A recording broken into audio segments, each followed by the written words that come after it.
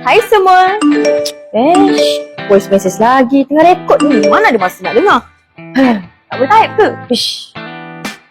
Bila time busy, bos ke kawan-kawan ke nak hantar voice message kat WhatsApp? Tengah busy, mana ada masa nak dengar? Type kan bagus. Aha, kali ni saya nak tunjukkan cara macam mana voice message WhatsApp menjadi dalam tulisan. Kali ni untuk iPhone user tau. First, korang perlu masuk ke WhatsApp. Lepas tu, tekan setting di bawah kanan ni. Kemudian, korang tekan chat.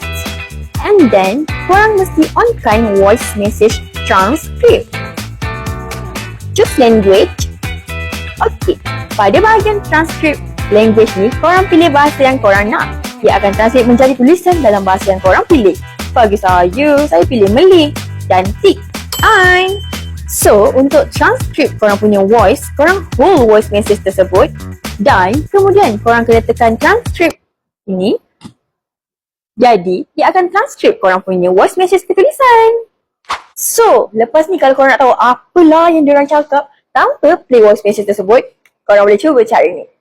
Jangan jadi katak bawa tempurung, Miss saya ajar cara guna smartphone.